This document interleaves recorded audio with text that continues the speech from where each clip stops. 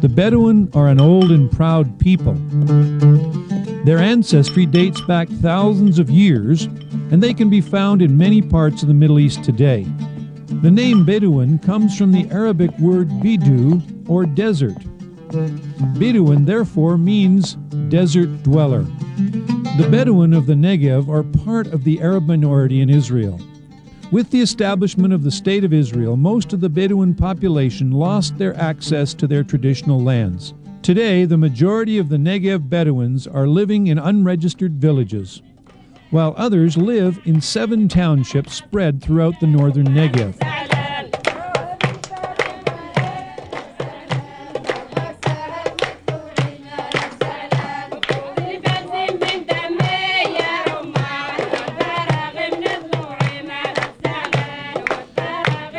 In this program, Israel Vision joins with the Lakia Negev Weaving Project to bring a report on how the revival of ancient rug weaving techniques are enhancing the position of Bedouin women.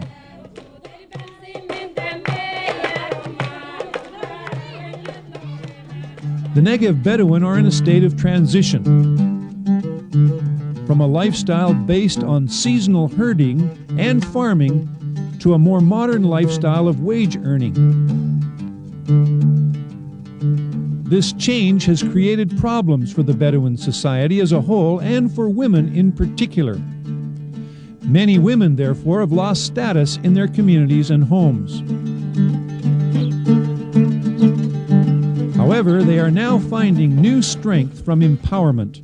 The Lakia Weaving Project is helping them to use their traditional skills to establish their position by creating beautiful, high-quality carpets and home accessories.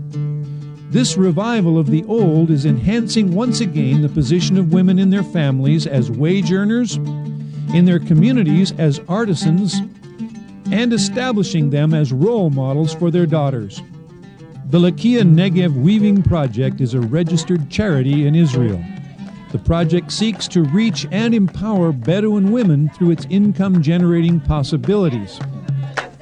One person who's played a key role in helping to preserve Bedouin history and craft while maintaining the traditional role of Bedouin women in society is Raz Willie Al-Sana of the Negev Weaving Project.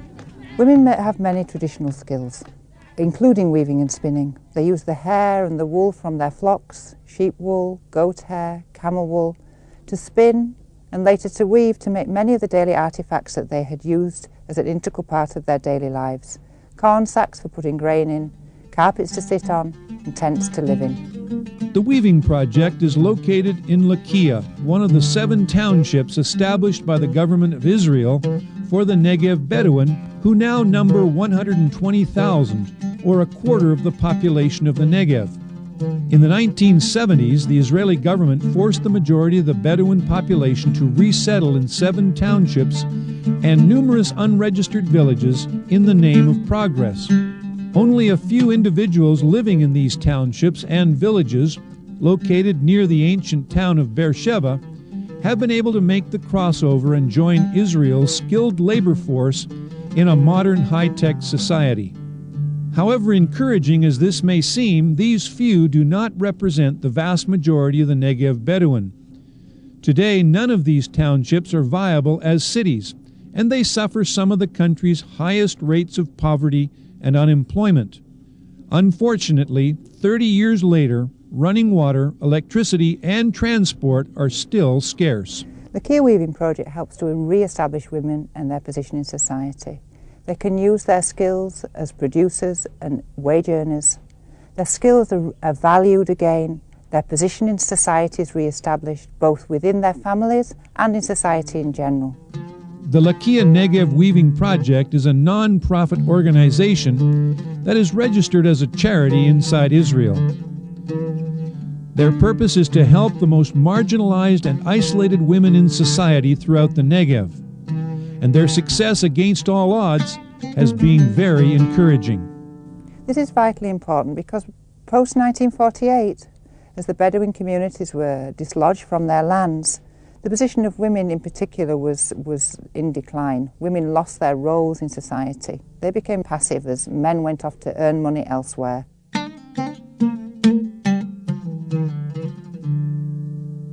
Because women were then able to earn, because there became an economic value attached to their traditional skills, women again felt that they were valued. The Negev Weaving Project provides women with the opportunity to develop their traditional skills of spinning and weaving, and yet to acquire new roles and skills in dyeing,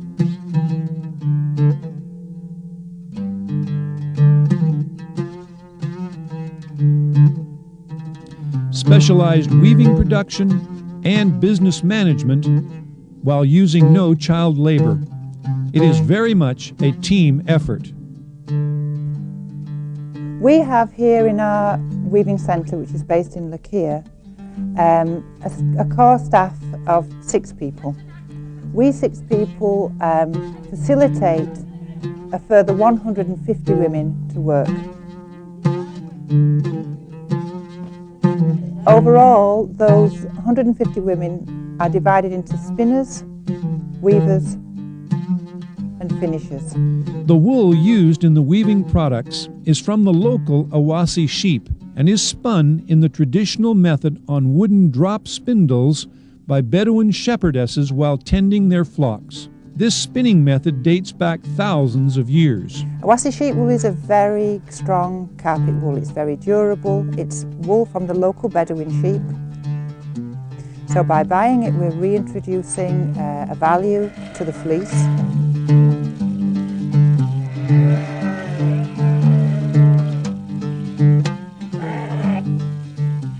The wool is washed on the hoof. It's usually a family effort. The children come out to help. Everyone comes out to help.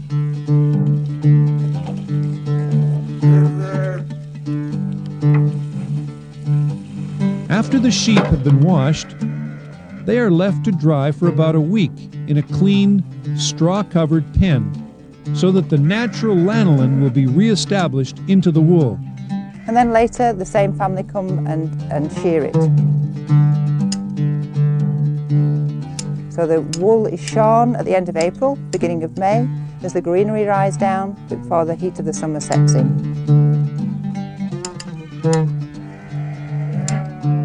3 times a year, usually before the major festivals and before school opening time, because that's when spinners really need the money to buy clothes for the children to go to school. Our staff members go out into the unrecognised villages, and the women gather together. They bring their yarn from their homesteads down to an agreed central place. They bring it there. The value of what they've produced can be worked out.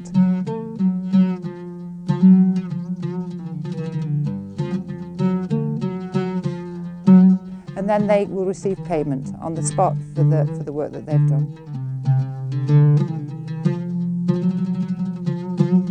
This is very important to the women because it enables them to be able to be earners. There's no other work opportunity for these women in the marginalised communities. Once the yarn is collected, it must be prepared for dyeing. The dye cannot penetrate into a hard ball, so the yarn is made into a skein.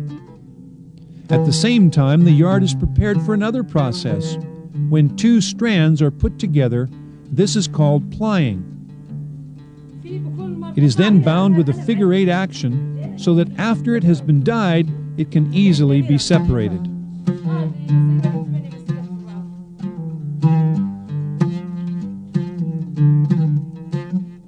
We're very proud that we've got the only functioning dye house in the region.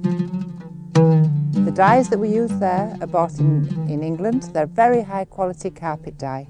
At the same time, we're also moth proofing, which is a once-in-a-lifetime treatment to protect all our products from insects. So today we're going to do the traditional red, which is combined from five base colours. The dyes are weighed out on a pharmaceutical scale. These recipes were made by an artist who were trained in The recipes have been made by an artist, a colourist, who's combined 12 base colours to make for us our palette of 30 colours that we use for our range of carpets. There we go. It should come out to be a beautiful Negev red. I mix it together, the powder form, but you can see that Hydra mixes it with cold water and then puts boiling water on it and has to make sure it really gets mixed well.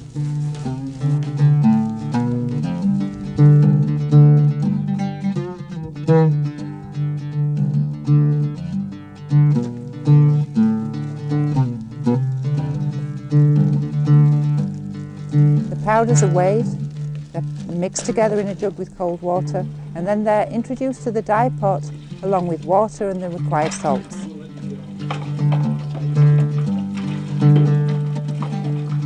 The success of dyeing is in the stirring. You stir the dye, you stir the dye pot, you stir regularly, you get a nice even dye throughout to the whole yarn.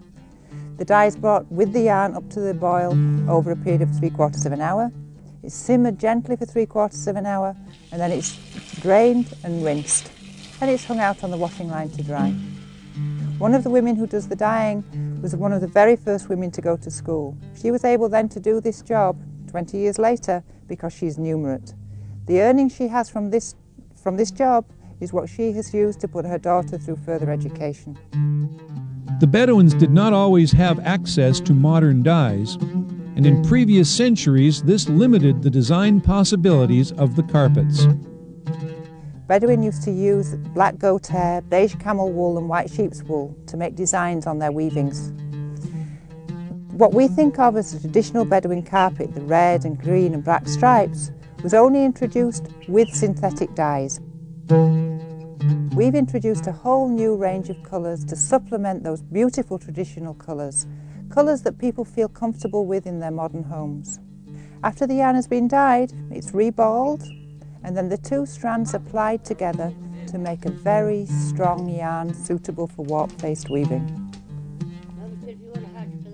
Bedouin women would create their looms using tent pegs and pieces of wood and available stones that would give them their own looms in their own homes or tents. The looms date back to at least 4,300 BC in Egypt. Making a loom was a social activity, as a woman by herself could not create and work a loom.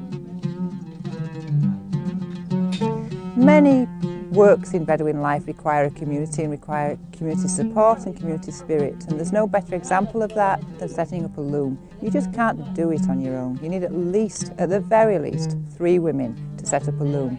1 woman doing the heddle, 1 woman on the back beam, and at least 1 other person walking up and down with a ball of wool. Looms are made from what you have. They're made from tent pegs, they're made from pieces of wood, they're made from pieces of metal. So people are very self-sufficient. They will manage, they will find a way to make these looms and make these beautiful weavings. It's very prestigious to be able to set up a loom. So when our loom setters know that they can create a loom, they're very proud of that. Designing the carpet is one of the most important elements of the entire process to ensure that the customer order is fulfilled to his or her satisfaction. Design strips are created by one of the weaving center assistants to help the weaver keep to the pattern of the carpet. Some of the designs of our carpets are traditional. Some of them are more modern. So we create a design strip that the weaver can use to set up the loom.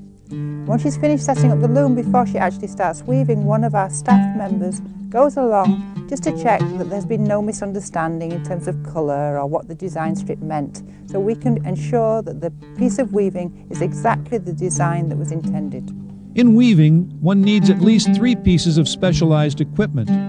First, the drop spindle is made by the spinners themselves at home from wood. Then one needs a beater and a pick. The wooden beater will be purchased from the local carpenter, and the pick was traditionally made from a horn, usually a gazelle horn. The end is heated in hot oil and then bent to exactly the right shape so that each row of the weaving can be tightened. The tools of the pick and the beater are shared by a group of women. It may be a mother-in-law and her daughter-in-laws, it may be neighbours, but everyone will know that if a weaver needs to weave, then those tools are available for her within the community. The carpets are woven in long lengths. When they are finished, they are marked for cutting and sewing. Some carpets are wide, and anything wider than 1 meter 10 centimeters must be sewn together from 2 pieces of weaving. The ends are bound with unique stitches that have been traditional to the Bedouins for many centuries. They are often decorated with tassels and cords that are made by the specialists called finishers, who use not only their hands but even their feet. Weavers and spinners often use their feet. They use their feet to hold the spindle while they're balling off yarn and for making tassels. The tassels are made by winding the wool round the toe and the finger and then rubbing them together to ply them to make the decorative tassels. The sewing together of 2 pieces to make a very wide carpet is a very special task. We have women who have worked in finishing for many years, so they can do the seaming, which may be a part of the design, but also to make sure that the carpet lies nicely on the floor, that it will lay flat and it will look beautiful. Negev Weaving Center products are very strong and durable and ideal for carpets, but they are also used as wall hangings, throw rugs, cushions, handbags, and placemats. Roz, I'm so glad to be able to visit your showroom here in Lakia. You're very welcome. Very nice to see you here. What do we have here? These are wall hangings. They come in a variety of colours. These ones are particularly popular because they're in the traditional Bedouin colours. They're very good for music rooms over pianos. Very nice for acoustics. Wonderful. And what else do you have to show me? Here are the cushions. All sizes and varieties. All sizes and varieties. Some of them are weaving on both sides. Some of them are weaving on one side. The inners come out with a zip. Inside we have the stuffing for people who want to send them abroad. And they come in all sizes and all shapes. These ones, for example, are very nice floor cushions. Beautiful. And of course they're all hand woven. They are indeed, and all the stitching on the back is also, which we can't show them. All the stitching on the back is done by hand too. Yes, it's beautiful, just beautiful. And what else do you ladies produce here? Well, before we get to the carpets, here we have handbags and wall bags. Okay. Now, what are these tassels? These are our colourways. We can customise carpets using any of these. These are our colours. So many times people come along to customise carpets, wanting to change one or more of the colours, and they can choose from this palette of 30 colours.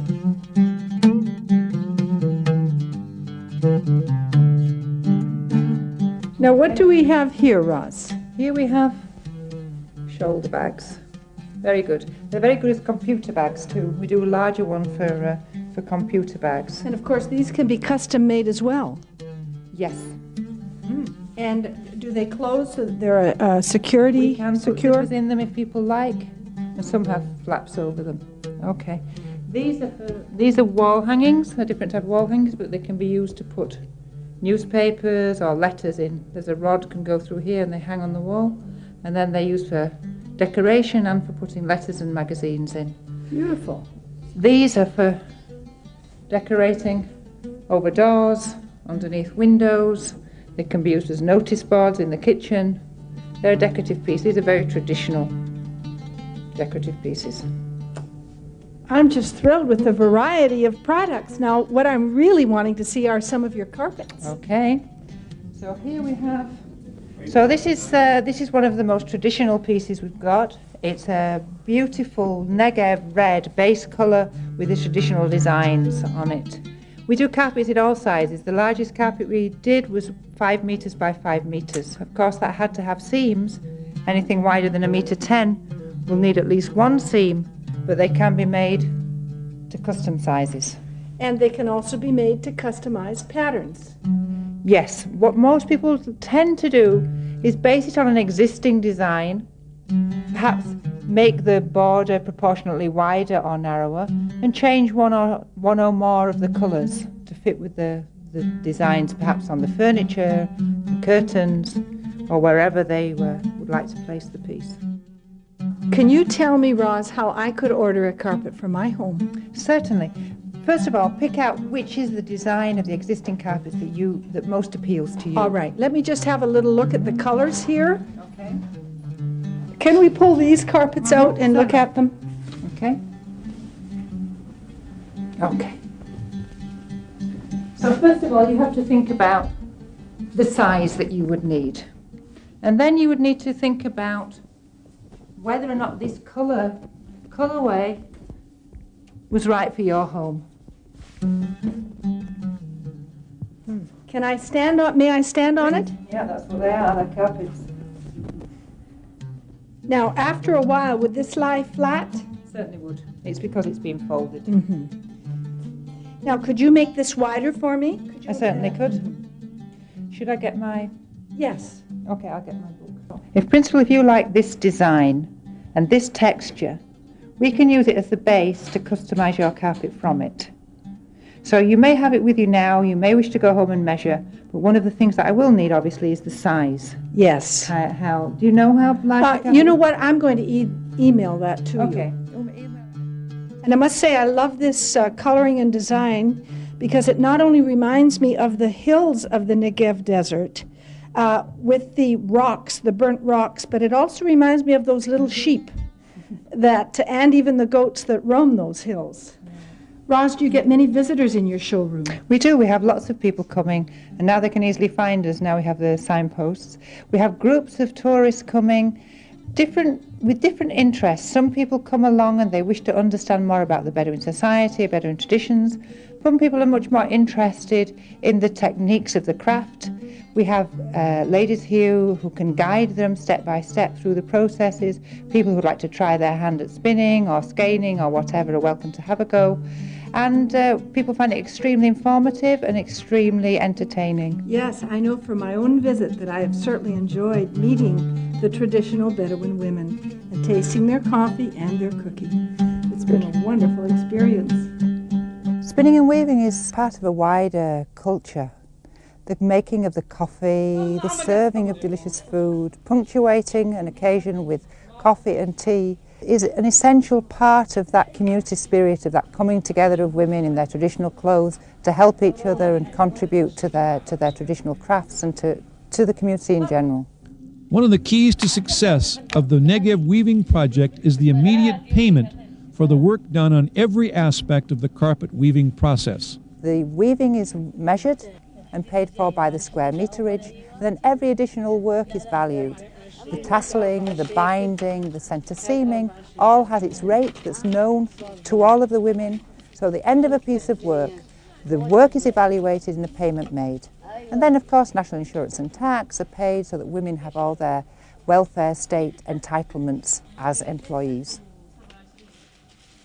We sell most of our products directly from Lakia. People come to the community, they enjoy seeing our workshop, they enjoy seeing our showroom, and they buy from here. But we do sell through outlets in Jerusalem and in Tel Aviv. We now have established a website, so we're hoping that we will get new customers from the World Web. Lakia's rugs are especially durable. Crafted in traditional and modern designs, the rugs are unique in beauty and originality and can be cared for easily. The dyes we use are very high quality. They have optimum light fastness and water resistance. That makes cleaning them very easy. You can brush them and vacuum them without fear of interfering with their durability. They'll last for years and years and years.